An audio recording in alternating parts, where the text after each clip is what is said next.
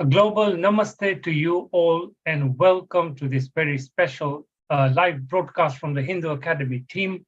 My name is Nishit Kotak, and I'm here with the team from Hindu Academy, and we meet every Saturday, 2 o'clock UK time, to have a 1 hour session that's a deep dive into Hinduism. So what we do is we have a focus topic video. Today's focus topic happens to be on whether we're looking at Sri Ram and whether he represents an ideal for all kings, as we celebrate in the UK the coronation of King Charles, probably the longest apprentice in waiting. So as we look into this topic, we will start with a video. After the video, we will have a discussion around this topic. So viewers, how can you get engaged with this? So I would recommend that viewers like, share, subscribe to our channels wherever they're watching us. Then make sure that you can share this broadcast with friends and family so they can join in on the discussion and help us enrich it further. Once we have finished the video, we will end the discussion. We will then open up for a general Q&A on anything to do with Hinduism. So feel free to put in your thoughts, your comments, your questions, any messages you have for the new king in the live chat area on whichever platform you're on. So let's get started without any further delay. I will bring in the video.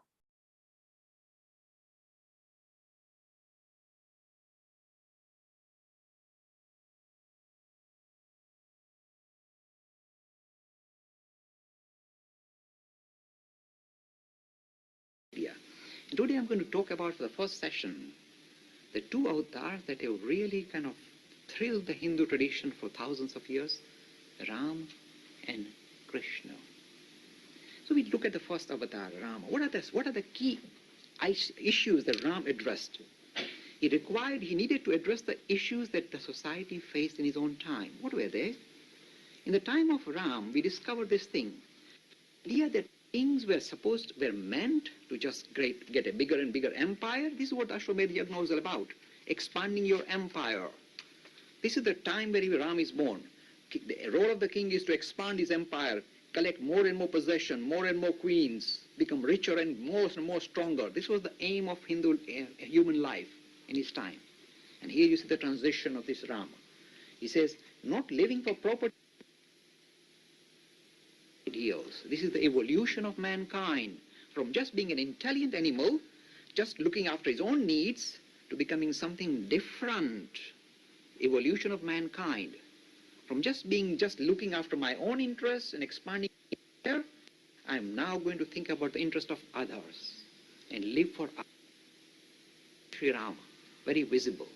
This is the unique, if you like, evolution of human thought that it becomes visible in the story of Ram. Here you see this personality living for high ideals, flicks his kingdom away and walks into the forest just for principle. And whole of life, think about it, he never himself, others. Transition to show that when we go from the enemy to the human kingdom, we still look after our own interests and our own family's interests.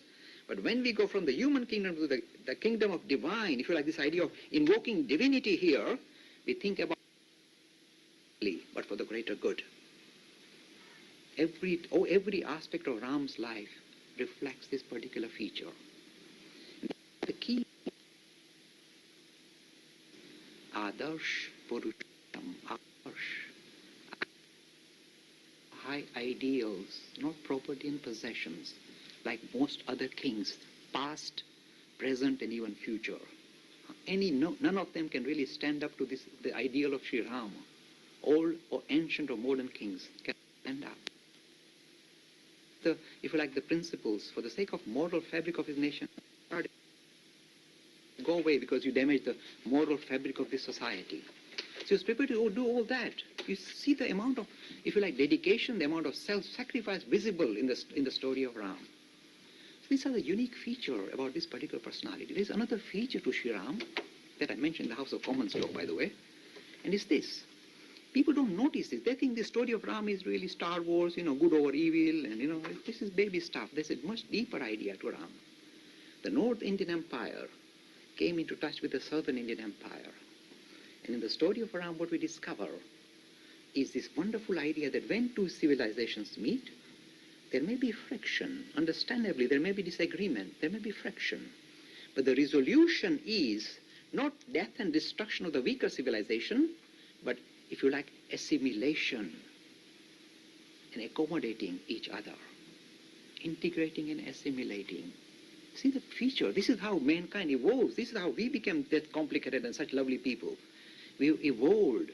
We take on the best from others and then kind of incorporate them within our own system and improve ourselves. This is how civilizations grow. This is how British Empire, the English people learned. This is an assimilation of lots of different civilizations, Normans and Romans, and all of them came here. And these people picked up the best from everybody and became a very mature civilization. And now they're picking up from the Hindus, of course. And this is like a natural process that is happening. So this is the unique feature of Sri Ram. You must mention that. When it comes to the exam techniques and so on, the key features you must remember is this. The theory is this. This is what Ram is. This is the significance of Ram. How does it translate into practice? Of course, the way it translates into practice, the significance is this. Living for higher ideals. Living for others. This is the way you practice the teachings of Sri Ram. At mundane level, at a ritualistic level, you say, well, we'll celebrate Ram Navami, we'll visit Ayodhya, and we'll repeat his name and sing his glory, and read the Ramayana scriptures. And you can read the Ramayana scripture at different levels. You can say Ramayana scripture, like the story of Ram going to the forest, and his devotee, his servant, Hanuman. So this is how you build relationship with God. The idea of seeing God as a super personality, personified, gives one particular prize to us. When you think of this idea of spiritual as a person, then, because we are human, we can build a relationship with that person. That's the idea. So with Ram, what kind of relationship can we build? It's very visible with the story of Hanuman. He is the master. You do his bidding. So once a devotee begins to take on this idea, this is called the Dasya Bhav.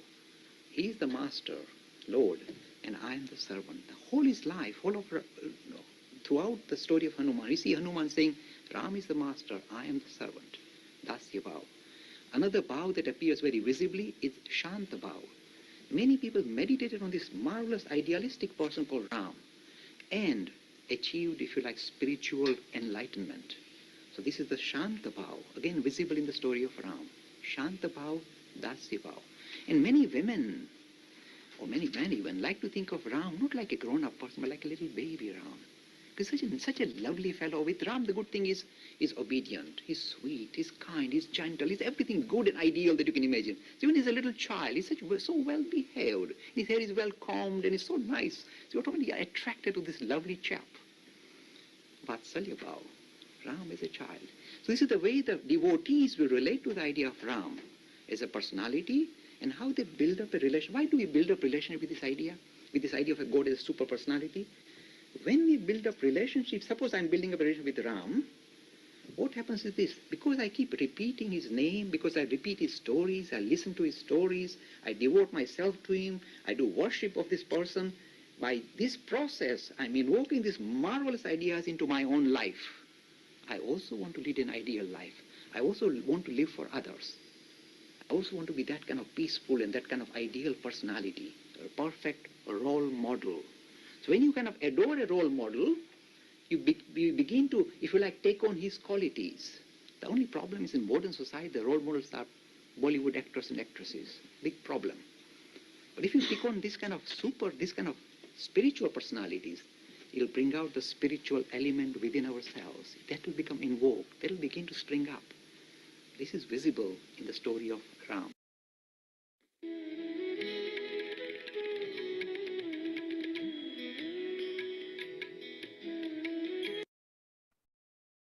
Fabulous. So, folks, welcome to today's session. So for those of you who've just joined us now, let you know that the focus topic of today has been Sri Ram, whether he represents an ideal for all kings. The reason we have this focus topic on today is because here in the UK, we are celebrating one major occasion, which is the coronation of King Charles as the new king here. So it's an occasion that the whole country is sort of celebrating, and we thought this is a relevant topic for today. So I want to explore whether Sri Ram's leadership qualities and their relevance for modern kings, including the British monarchy, how they relate to each other. And to begin the discussion, I'd like to pose an opening question to our esteemed panel of experts here. We've got the full house today. We have Sitaben, Manish Bhai, and Vijay Bhai. So considering the timeless lessons that we can learn from Sri Ram's story, in what ways do you think his qualities and values can be applied to, say, the British monarchy, especially in the light of, say, today's coronation? So how might these principles help guide contemporary leaders in navigating the challenges that they face in today's modern world? So Sitaben, let's get started with you, then Vijay Bhai and Manish Bhai. And I think it's a wonderful way that the whole country has come together today, and everyone is watching and feeling very much part of it, because we've also been asked to swear allegiance as well, which is quite interesting and different. So yes, it's a wonderful occasion. It's a real time for all of us to come together, but something that we can learn from the ancient personality of Ram, even though he lived such a long time ago. There is still a tremendous amount that the kings of today can learn from him.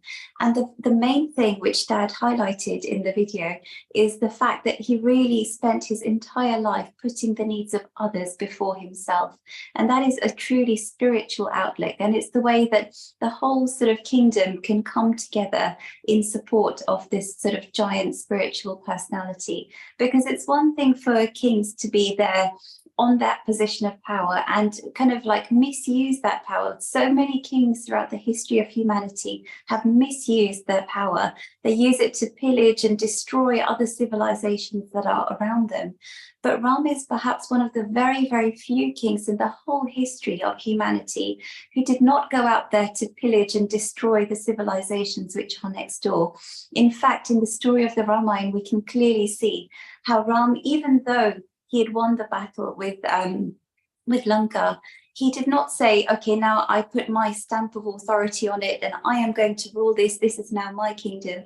He did not do anything like that whatsoever. He actually handed the kingdom back to Ravan's brother and said, let us sort of rule next to each other, alongside each other as friends.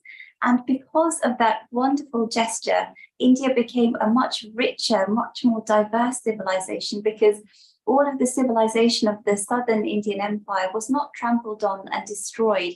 It was all integrated. And even to this day, we can celebrate both the North Indian culture and the South Indian culture living together in harmony. There's no political turmoil or conflict created by that. So I think that's a tremendous amount that the kings of history and the kings of today can learn from. And I think with King Charles, being sort of crowned today, I think the world has moved on a lot. The kings of the past were very much sort of imperialist, very power hungry and driven, but the world is becoming a much more egalitarian place, hopefully, where there is a lot of room for people of different faiths, religions, backgrounds to come together and feel like they are part of this celebration. It's not something that we are like an isolated little community. It's something where people of lots of different backgrounds can feel integrated and feel part of the celebrations. Vijay Bhai? Yeah, it's a very interesting day today. So I think I was some bits of it, but I kind of fell asleep a little bit. It's so long. But I think my wife kind of said through it. But I think the main thing is that Sita has got some really beautiful points. The key thing is that the kings of now, or even through history, the value of the king and how great a king is actually measured by how he treats his citizens and how he's going to live for others. And not only kings, but also leaders. We have to the prime ministers, any kind of leader. There's some interesting values you pick from Lord Ram. I mean, when you read the Ramayana, you really see the idea of the beauty of Ram. I mean, you can imagine when Ram went to the forest and he met Shabri. He went in a hut and he's absolutely fine sitting on an asan made of leaves, eating berries. Why? Because to him, showing love for even the lowest citizen, the poorest citizen, gave him so much, joy, because he wants to please his citizens. With the way you see the way he interacts with Ram, the way he's spoken, all these little snippets you see of Ram in the entire Ramayana is just love and passion for others, love for, even the smallest person. And that is something I think kings can learn, not only now of past as well. And I think it's not a coincidence as well, as Sita mentioned. It's not a coincidence that India is a diverse country. It is diverse primarily because a lot of kings, consciously or unconsciously, kind of imbibe the qualities of Ram. You never see kings in the ancient times, saying, "Oh, I must conquer you and destroy your culture. I must." So you have all this mixture of, even if you look at simple things like dance, you have Odissi, Kathak, Bharatanatyam. So the diversity we have and the acceptance we have for others' values and learning from them is something that's deeply ingrained to us, and perhaps it comes all the way from the great old kings of India and specifically Lord Ram. I think it's a very beautiful thing that the world has to learn. I mean, considering that for so long we had this idea of one way, my way, or the highway. So many kings done tremendous damage. If you look at all the empires through history, in that sense, India is very unique, and we are immensely lucky to have somebody like Lord Ram as our, somebody to look up to as our kind of role model. Because it really teaches us how to live with others, not only how to live with others, how to live for others, and that's the beauty about Ram. Manish, right? Thank you, Sitaben Vijaybai, very well put. One thing I remember from Tulsi Ramayana is when Ram is crowned as king, what does he do first? He hands over and donates a whole kingdom to all the rishis and all the enlightened people. And those rishis, they say, what we are going to do with this kingdom? Oh, Ram, you take this back now and rule as our representative. So I think with the idea of Ram, what we see is the strong renunciation in Ram. And that is essential if you are to, I think, be that just and, all loving, all compassionate, all caring personality. And hopefully King Charles, when he mentioned that I'm here to serve people, I was quite pleased to hear that. And hopefully he can learn something from that. Thank you. Fabulous. So that's a great introduction to today's topic. One other thing that I would really like to explore is how can the story of Ram inspire today's leaders to prioritize the well-being of their people? Because we see sometimes some leaders, they don't really have the priority of their people's well-being in mind. And I think that's very essential. So Sitaben, back to you. Yeah, I mean, that's the thing. Usually you associate all these kind of big leadership positions with politics, and you think of religion and spirituality as being very separate to that. But actually, perhaps there's a real benefit to having a more spiritual outlook when you are in this position of power. Because, if you look at all the sort of politicians of the day, a lot of the decision making and stuff, it's very sort of tactical, and they're doing this to get this kind of vote, this population's vote, rather than from a genuine place of how can I genuinely help these people? Where is there a real need? So I think a spirituality can, even though you think of religion and politics as being sort of polar opposites, perhaps there's a real benefit to having a spiritual outlook, somebody with a spiritual outlook in this position of power, because rather than doing it to get the votes and to get popularity and looking good, they're doing it from a place of genuine wanting to do something. And that's really what Ram was all about his entire life. He was prepared to walk away from all the comforts and luxuries of palace life just to sort of keep a promise for his father. So it shows tremendous self-sacrifice, tremendous spiritual outlook, which in a way was missing from a lot of the kings of around the world, really, because whenever you read about the history books and you hear about this civilization was destroyed, on Australia, New Zealand, South America, all of these civilizations were destroyed. And if we had more individuals like Ram, can you imagine how much better the world would be today? Like how much more richness and diversity would we have rather than this sort of globalized culture with everyone thinking and eating and drinking in the same way and doing everything in the same way, imagine how much more beautiful and diverse it would be. So hopefully, you know, we have learned from history and we can move forward with a much more inclusive approach and with the approach of humility, that what can I learn from you, rather than trying to take over and destroy other people's civilizations. Vijay? I think Sita, you've covered it really well. I mean, the thing is, again, in the story of Ram, if you look at the story carefully, you see that, I'll give you an example. When he met Sugriv, he didn't go and say, right, I am the boss here. You submit to me and accept me as, you know, your superior king. That's what kings have done. You know, they said, look, you accept and you pay me tribute. You don't pay me tribute, you know, I'm going to destroy you basically. Yeah? But he didn't do that. He actually made friendships. That's very important. He made friendships. He didn't say, look, I'm the boss. You take. No, nothing like that. And you see, entire Ramayana, his entire story of Ram is so beautiful. There's no way you see his any urge to conquer and kind of take over. And that is actually very beautiful kind of, you see throughout. And I think also the other thing is that in the story of Ram, as I mentioned, that quite often you see little snippets that he goes to, you know, when he meets Hanuman, he goes that, I love my devotees twice as more than my own brother. In fact, he's saying that my family comes second, my disciples, my, you know, subjects or devotees, they come first. And that's very important in that sense. So I think a lot of leaders today have to learn that and apply their, you know, ideas of Ram in the way they kind of rule, and especially try and live for others, not for yourself or not for your family. And you see there a lot nowadays. You see, even now leaders are amassing wealth for themselves. It's very kind of, what do you call, kind of just a token gesture to the public. They do those them for themselves. And It's also very the self-serving. in a way, it's very self-serving, yes. And the thing is that even if they do something, that's one thing I agree with Sita. I don't really like the idea that the politics are played for votes. And mind you, once they get the votes, they do what they like anyway. But the whole game is being played to grab power, right? Which is in a way sad reflection. But I think that's how things work today, unfortunately. But there is hope, because I see King Charles once mentioned that he wants to be the defender of all faiths. Why the Church of England kind of didn't like when he said that. But it shows his idea that he wants to be defender of all faiths.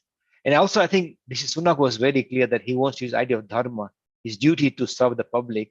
So, all in all, a lot of good ideas from ancient, ethos and Ramayana as well coming through. One interesting point to mention here is that in the Valmiki Ramayana, Ram is generally seen as Maryada Purushottam. He's not mentioned as much avatar of Vishnu. So if in that Valmiki Ramayana, you can really see the idea of an embodiment of ideal human, what you should aspire for. And I think we can all learn a lot from that. Manish bhai? I think you covered it amazingly, Vijay Vaisitaben. So I think from a king or now, the roles are changing. And what we need is an ideal role model that people can look up to. And if we see them, respecting all religion and cultures, hopefully that will, go down to people as well. So hopefully with Charles, we see that more. Wonderful. Vijay bhai, so you mentioned something about dharma. So in what ways can Sri Ram's adherence to dharma serve as a model for contemporary leaders to uphold this concept of justice and righteousness? I think that's the thing. So like Maryada Purushottam actually is really embodiment of dharma. Because you see, again, when Lord Ram does, he's just, he's kind, he's also very, giving in that sense. Because, you'd be surprised that although we say Ram, for example, the idea of Sugriv, why did he have Sugriv fight his brother Bali? Because it was just cause. So in effect, embodiment of dharma, Lord Ram is the embodiment of dharma, living for others, serving his duty. Basically saying, look, I'm not going to, doesn't matter how much I have to suffer in terms of pain, affliction, mental stress. My dharma is to serve people as a king. And he did that, right? Or my dharma is to obey my father, and he did that. So in effect, property possession was never came to his mind. As Jay has mentioned many times, ideal personality who live for principles and not possession. That is Lord Ram. Sita? Yeah, no, I totally agree, because the idea of dharma is not just, we live nicely with each other. There is so much more to the idea of dharma, because it brings a much more spiritual outlook to the way we look at everyone and everything around us. Because ultimately, underneath everything, underpinning everything, is the same spirit, appearing in lots and lots of different forms. So by living, in a dharmic way, we are not just saying, oh, well, let's just be polite and civilized with each other just because, it makes life convenient for everybody else. That's just very superficial. There is a much deeper outlook to it, which spirituality brings. If it's just purely politics or, showmanship, it doesn't somehow carry weight and it doesn't hold. It looks and feels artificial. But when it's done from a place of genuinely wanting to have that unity and that integrity in your entire system, in the kingdom that you're ruling, then it can really sort of stand the test of time and hopefully be a real benefit to everybody. Manish bhai? Thank you, Sitaben. Vijay bhai, you covered amazingly. Just to say, dharmic living in today's world, what would it look like? So for leaders, they need to focus on how they can benefit people. And also, the sustainability comes in it, the green living, because the planet is in great danger. So, and why that happened? Because most of the, leaders were focused on building the wealth of the countries and disregarding the nature. And now we are at a place where things are going badly and something needs to be done. So it's about being charitable and also looking after the whole environment, including the animals and the plants and the whole of the world, basically. Brilliant. Manish bhai, I have a question for you. How can the story of Sri Ram's exile and return to Ayodhya inspire people who are facing adversity and challenges? How can King Ram's story, exile, can help? So the fact that he was king to be, was sent off to the forest, lost everything. It's a very hard life. We're talking about hundreds of years back, none of the modern conveniences. And then he came back and he was happy to do that. But for somebody who's going through challenges like he did, how would this story of his inspire them to carry through facing their adversity? It's a wonderful question. So what we see in King Ram's story, we see him full of renunciation. He is happy, as Tulsidas mentions, that even when he heard about that he needs to go to forest, the smile on his face did not disappear. Prasannatayam nagatabhisekam. He is still, smiling, and and he wasn't overjoyed when he got the kingdom back. So what we need to do is we need to understand our human condition. And when we realize and we look at things in perspective, the joyful days and the days of sorrows and days of hardships, they are all transitory. They will come and go. But as long as we maintain our calmness and continue to move towards our goals, our spiritual progress, that's how we can move forward. Vijay bhai? Oh, Manish bhai is absolutely true. You see that in Ramayana, you see that even when the kingdom subjects were kind of sad, kind of crying, actually Lord Ram's smile gave them strength, because he didn't see it as a suffering. As you say, he basically, that shows something we've really learned from that. Even when the time comes of adverse times come to us, we should never lose our dignity. We should always keep our heads high and face adversities as they come. And that's what Lord Ram really shows. And I really like that idea, because you're right, he was smiling and the subjects were all sad, but he gave them so much strength. Like, don't worry, I have a job. In fact, in many ways, the fact that he went to the forest, some people say that is actually, that Ram actually wanted that to happen. How would he have Shabri? How would he have met Hanuman? How would he have Sugriv? In many ways, there was some people pre-planned that Ram wanted to go in the forest to not help just subject, to help everybody. So you can, no matter how your situation is, how adverse your circumstances are, you can still have tremendous value in your life. You can see tremendous value by helping others. So never feel that because things are not ganging up on you, never feel that you're not worthy of something. You're still worthy. After all, you're divine. So you have tremendous value. You have tremendous kind of divinity in you. You can still use it to uplift others and help yourself. As a very good message from the Ramayana. Sita? Yeah, I completely agree that they're such beautiful answers. It also reminds me very much of the Bhagavad Gita, because the Bhagavad Gita tells us how to put religion into practice in our daily life. And one of the things it tells us is how to be of steady mind, because everyone's life is full of ups and downs and turmoils and happy times and sad times. This is just the way the cookie crumbles. This is the nature of all of our lives. And if we are sort of constantly buffeted around by, everything around us, then what kind of a life is that? We're just being dragged from one problem to the other. Whereas if we sort of feel that we are in control of ourselves, we don't see ourselves as slaves to the world around us. We see ourselves as the masters who we actually are, because we are the spirit. Then it gives us that inner strength to sort of tide over all the difficult times, but also not to be too overjoyed when things are working out, because it's never going to last. As Buddha says, this too shall pass. So this is the nature of the life of everybody, and spirituality just gives us that strength within us to withstand whatever life throws at us. Fantastic. So we have loads of questions still in store. So this brings me to like a story I remember of, young children, when you tell them, don't do this, don't do that. But you know how children are. They won't do as you say. They'll do as you do. So it's important to lead by example. And looking at that sort of a thing, Sitaben, how did Sri Ram demonstrate the importance of leading by example and embodying the sense of the values he wished to see in his kingdom?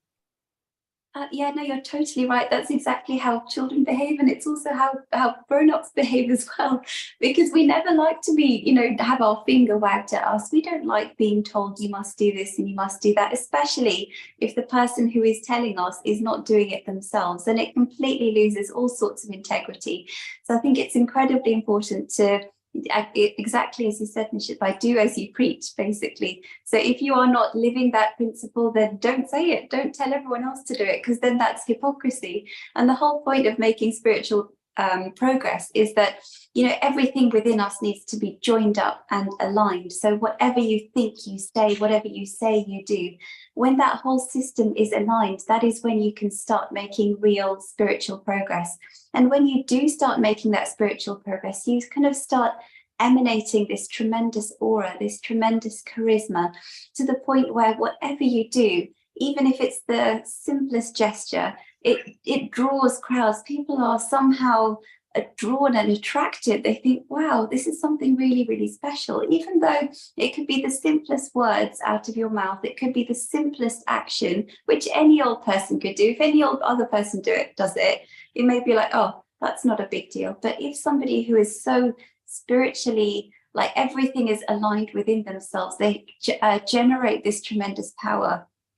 So really what you think and what you say and what you do are all matched up. It generates tremendous power, and people feel impacted by it, and they want to copy that. They want to emulate the beautiful example that you're setting. And that is exactly the personality of Ram in a nutshell. Vijay, Bhai. Yeah, all I can add is that, yes, there's so many examples, Nishit Bhai, in the Ramayana, where you see that, where Lord Ram, like the way he treats every subject, you never see him saying any kind of, adverse sentence, adverse words or something. Always love of compassion, mercy, happiness. Even the interaction, the way he fought the battle of Ram with Ravan, as we see the battle as well. You never see him saying, evil man. He just said, look, what you're doing is wrong. So the whole idea is based on dharma more than anything else. And that's a very beautiful thing you say about Lord Ram. Manish Bhai? Nothing to add. Over to you, Nishit Bhai. Brilliant.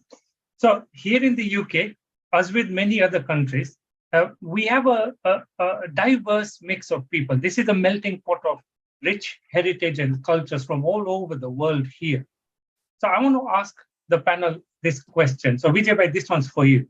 How might Sri Ram's emphasis on the harmony and unity within his kingdom resonate with, say, for example, the role of the British monarchy in fostering national cohesion between all these various different diverse people? All I can say is, if you look at Lord Ram's life, it is not something that comes that obvious. You have to work at it, yeah.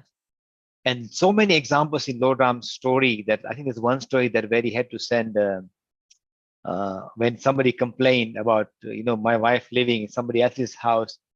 He said, look, because now the kingdom is struggling now because they're using me as an example to do negative, to kind of provoke negative examples. He said, look, he actually sent Sita away. Why did he do that? You said that's really strange for a king to do. But for him, cohesion in the community, cohesion in the kingdom, he would rather sacrifice his own happiness to have cohesion in the kingdom. And so you have to work at it. And something you have to learn from it. It's not something that just happens. If it is society on its own, it may go through divisions. So you have to foster these ideas. And it's part of your dharma, especially leaders, to continue to foster cohesion and constantly work and making society more cohesive and also diverse and cohesive, and have a more harmonious society. So Lord Ram is a very good example of how to work at doing that, and take every issue that you see where there's kind of division happening, take it seriously and work it and resolve it. And that's something I think leaders can learn, not just sit around and say, it's sort it out. It won't sort it out. You have to kind of work at it. That's something you see from one Lord Ram's story, Sita. Yeah, I completely agree with that. So the thing is, what we can do is take a more sort of a humble approach and say, there are so many things that I don't know. Maybe I can learn from you how to make this better. And we can just sort of take the best from all the different civilizations and create a much richer, a much more sound sort of structure in the community, which is a beautiful thing. And the other thing that we can really sort of draw on and remember is, it's the same sort of life force that's in you, in me, and everybody else. We're like this sort of, big ocean of humanity and all living things. And if we remember that we are all this one sort of powerful sort of force, all sort of integrating and living together, it feels like a much more natural step to sort of integrate and assimilate and bring people together. I mean, when we look at it, unfortunately, from the point of the British monarchy, the past is, to be honest, it's quite checkered. There's been a lot of problems. There's been a lot of people being mistreated, dignity being trampled on, communities being destroyed. But hopefully now, we are using it to our benefit, because all these people came together under the British Empire perhaps in a not very nice way, in a bit of a forceful way. But now we can hopefully, the past is the past. We can't change the past. But what we can do is, because there are now so many people who are living in the UK from all of these different parts of the British Empire who came because of the British Empire, hopefully now we can use this as a real sort of place to demonstrate how all of these different civilizations can work together and live together. And if you look at London, for example, I don't think there's any other city in the entire world which is as diverse and as varied as London. And if you think about it, there's not that much in the way of clashes of different cultures and groups. It's all pretty much like a real sort of integrated system. And we feel very lucky to be living in a place like this, because it's probably one of the first times in humanity that there is such a huge, tremendous amount of diversity in one city. So yeah, a lot that we can hopefully benefit from. Could by much space?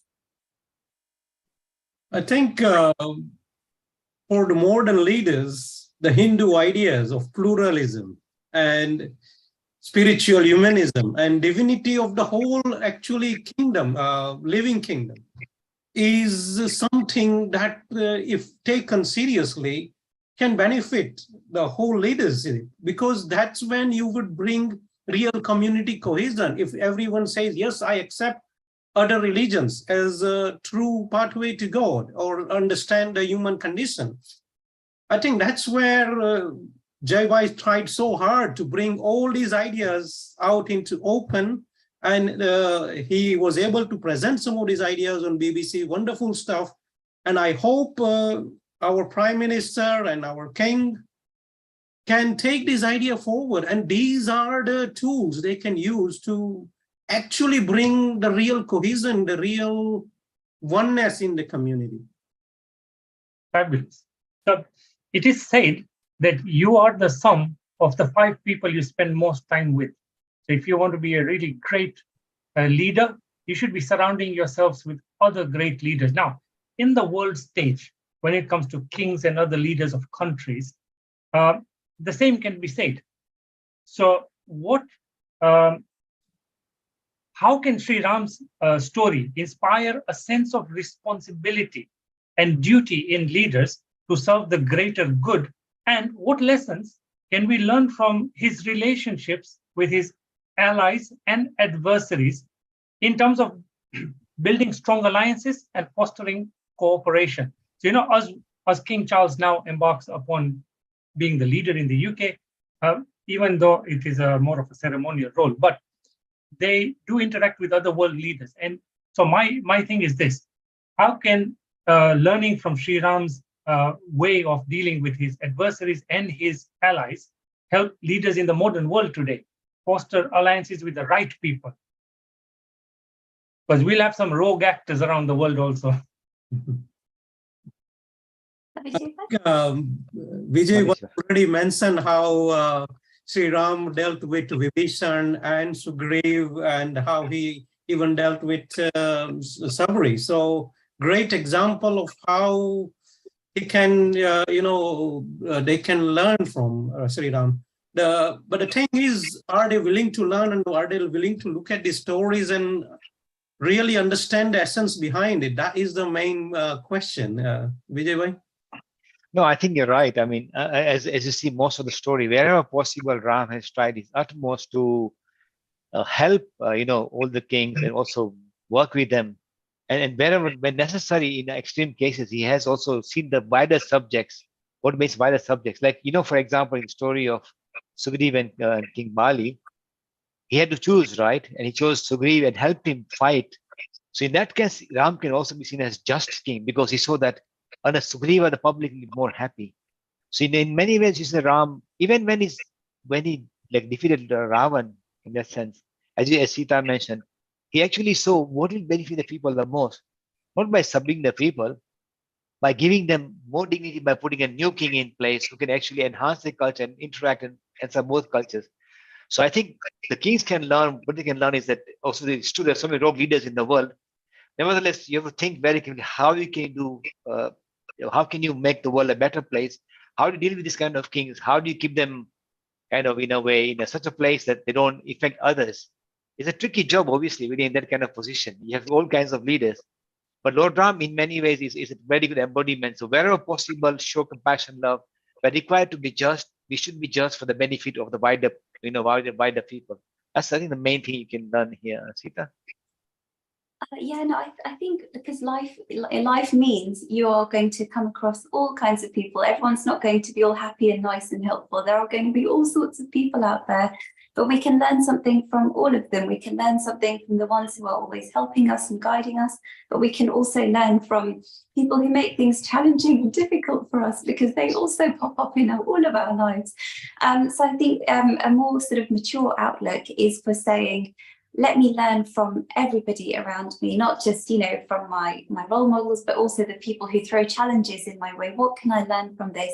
And if you're able to emerge from those challenges in a successful way, you will actually feel stronger within yourself. So inadvertently, those people have also helped you to become stronger within yourself. So yeah, there is a lot we can learn from everybody in the world.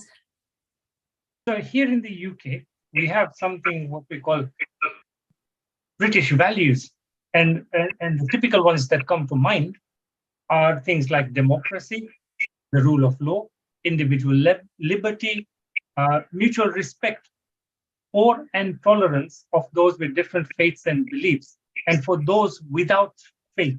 So those are the British values. But taking Christianity out of the fact, I'm talking about spirituality now. What role did spirituality play in Sri Ram's life? And how can modern leaders of today integrate spiritual practices or principles into their decision-making processes as they go about making decisions that are going to impact thousands and hundreds of thousands of people that they lead? or serve? Sita? Yeah, no, there's a tremendous amount that can be learned. So I think one of the things that we can learn is being steady, because whatever you do in life involves people who will always be critical of you. There will always be people out there pointing fingers, even at, imagine this spiritual giant called Ram, and there were still people out there pointing fingers at him. So learning to say, I'm not going to take this to heart and just carry on doing my duty, no matter what people say, what people say behind my back, all the criticisms that I get. So being steady in your outlook, but also having that strength within yourself, because when you have that strong inner moral compass, it can really guide you through the most sort of difficult and challenging decisions that you have. And especially if you're in a position of power in politics or as a king or in whatever capacity, you are going to come across decisions you have to make which are incredibly difficult.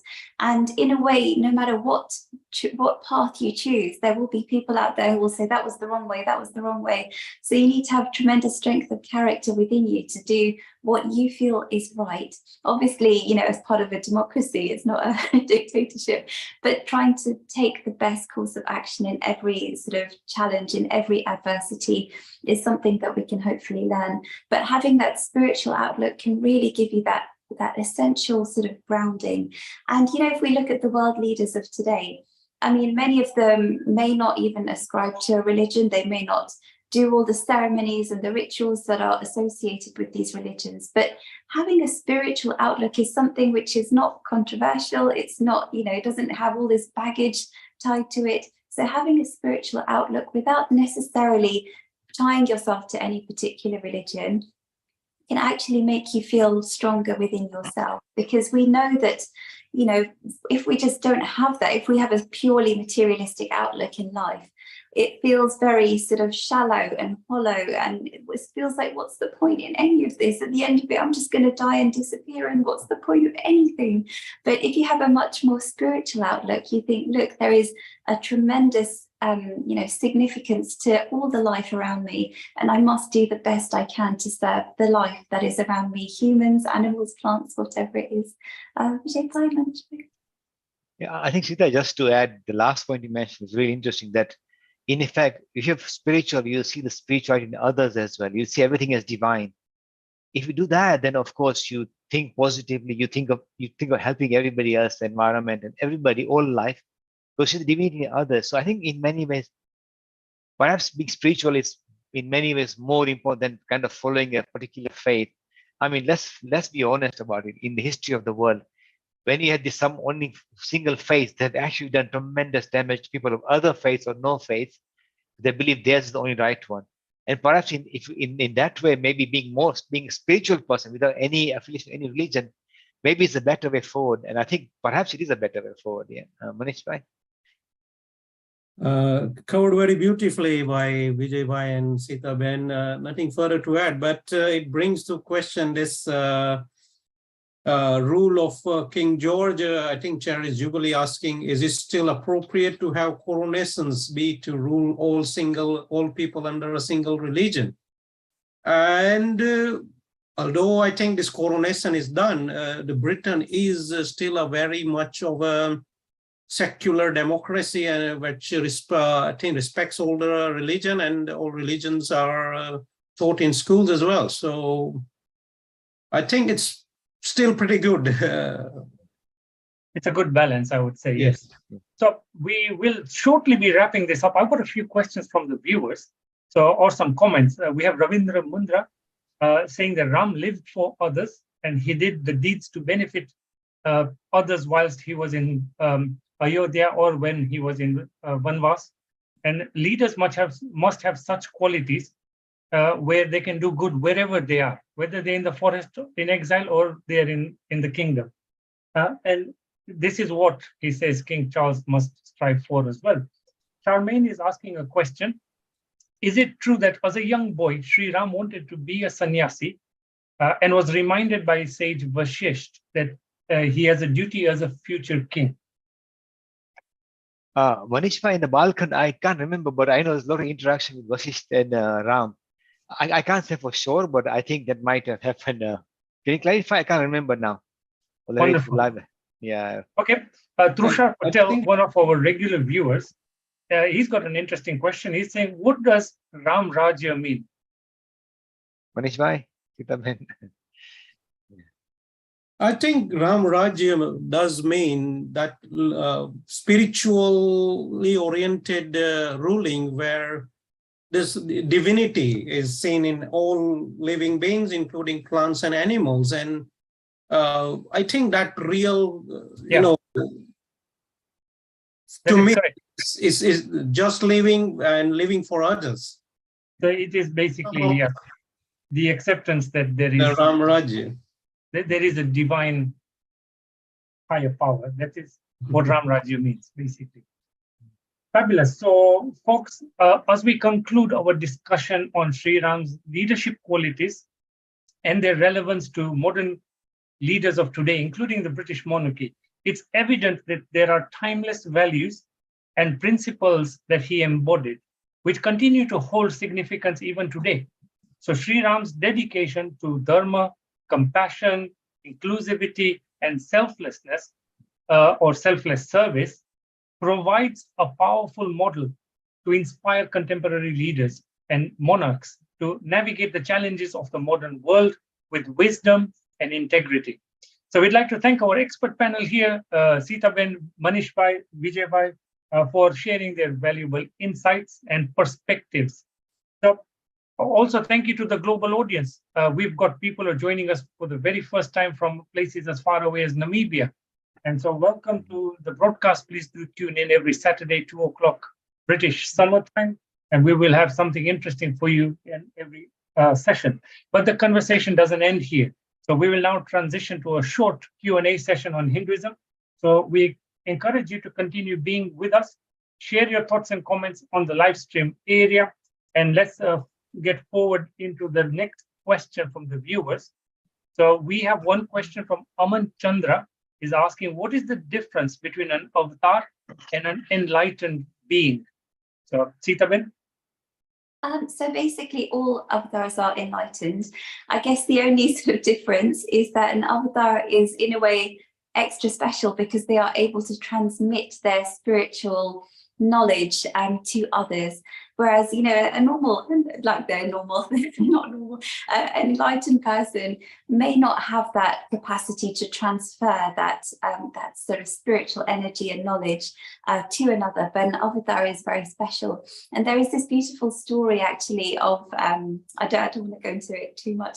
There's a lovely story demonstrating the difference between different enlightened individuals. Some individuals are very quiet and they disappear without making a fuss in the world. You know, they just disappear into spirit. Some individuals, they make a song and dance about it, and we hear about it through these saints and prophets of the world. You know, they make beautiful bhajans and songs. But the last class are the most special, the most powerful, and they are the avatars, and they can help others to become enlightened, which is an incredible journey. And hopefully we'll all be lucky enough to come across an avatar one day. Vijay, by much back. Yeah, I think one thing to add, just to be just clear here, I think there's a belief among some Hindus saying that there can only be 10 avatars of Vishnu. But I can tell you that that's actually many scriptures don't accept that avatar. Even the Gita says, Krishna comes again to Sri Dharma. So we have to be careful that avatar could be anybody, as Sita mentioned, enlightened being and who can transmit that enlightenment, the energy and that knowledge of divinity to others. So avatar can be countless and they can come again and again. So we should keep that in mind. It's not just seen as 10 avatars. I thought, of course, in layman's term, when you talk of Vishnu, you talk about avatars. Avatars got a much more broader meaning, and we should not lose sight of that. Yeah. Manish bhai? Just to back up on that Vijay Bhai statement, that I think the 10 avatar story comes from Srimad Bhagavatam, and Srimad Bhagavatam itself talks about 24 avatars, which includes Buddha and Kapil Muni and some other people as well. So there's a 10 and there's a 24, and then everyone is an avatar. So that's wonderful. Fabulous.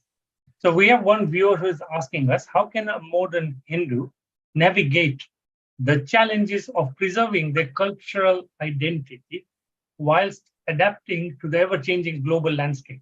You've got people who travel from wherever they are to anywhere around the world for work.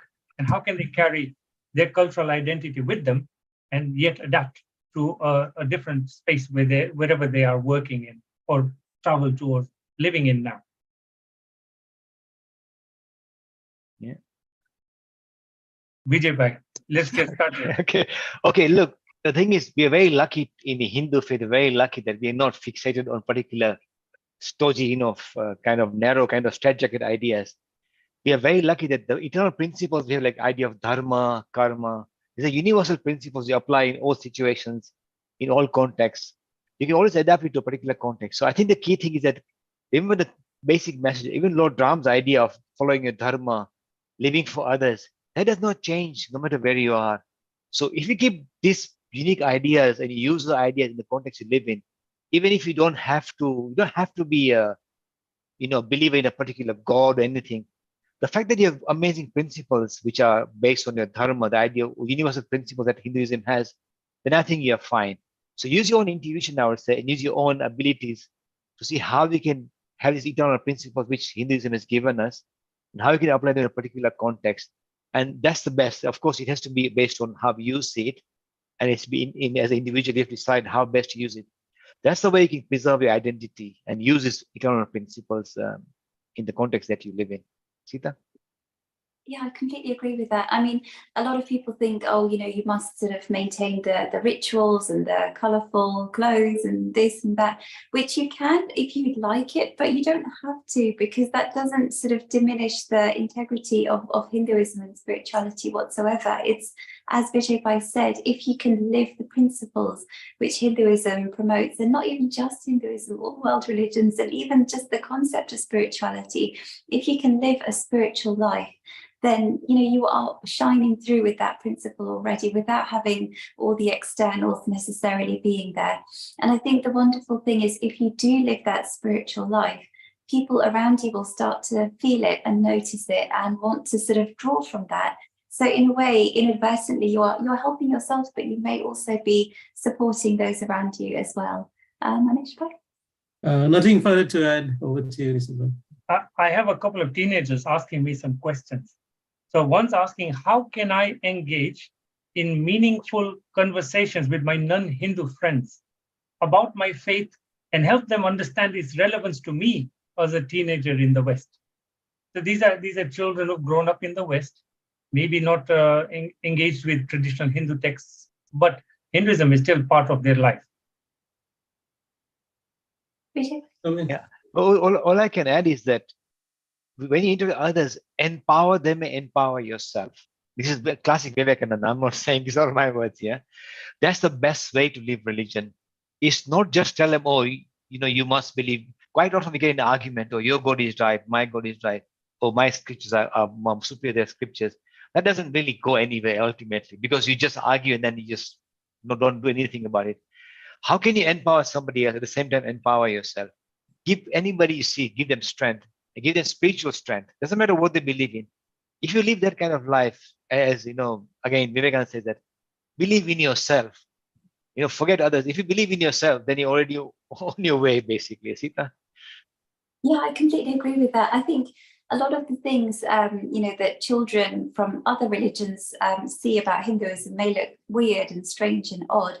So I think it's really important right from childhood to be taught or to learn the reasons why we have certain things, like why do we have animals incorporated into the images of gods and goddesses? Why do they have so many arms? Because these are the kinds of questions that non-Hindus are going to ask their Hindu friends, and we need to know the answers. So, it's very sort of basic level stuff, but if you have the confidence within you to give an answer and your friends are like, oh, that makes sense now, it doesn't feel like such a weird and strange religion anymore. I think that's a wonderful thing, and that's what my dad has spent decades doing, is trying to encourage and help children to feel confident about their faith. It's not something to feel shy about and hide under the table whenever this topic of religion comes up. You should feel confident to stand up and say, you know what, I've got a great religion and I know everything about it and I can answer any challenges that my friends have about this religion. Manish bhai? That's very well put, Sitaben, Vijay. I just wanted to add one more thing, that reincarnation can be used as a good topic for discussion, and there is some, proofs behind that. So that's another conversation topic. Fabulous. So we are at the end of the discussion now. I'll give you guys a minute or so to wrap up. Do you have any final sort of thoughts to share with people on today's broadcast, Vijay bhai? No, all I'm saying is that all I can add is that I think all leaders need to learn from the example of Ram. Doesn't matter if you're a king or a prime minister or a president. There's tremendous things you can learn to make it a better place. Yeah. Sitaben? Yes, I mean, I think having this sort of spiritual outlook in your life, no matter what position or post you're in, can have a tremendous benefit to enriching your life, seeing the unity behind all of the diversity that's out there and keeping us steady and level-headed in terms of whatever challenges life throws at us. Manish bhai? I think the world is in a very interesting position at the moment, and what's happening in the world in terms of Ukraine and Russia and what's happening. So we are at a very interesting juncture, and we hope the Sri Ram can inspire these leaders and we come to some good place where more harmony and world peace is established. Wonderful. Folks, so I would just like to say thank you very much for joining us today. As always, we have our full team here. So gratitude from us all at Hindu Academy. And thank you very much for sharing your thoughts, your comments, and your questions on the live stream area. This session is only as good as it is because of your contributions, and you help us steer it into a right direction. So we look forward to seeing you next week on Saturday at 2 o'clock UK time again for another interesting discussion on Hinduism. From us to you, bye-bye for now, and have a wonderful week ahead.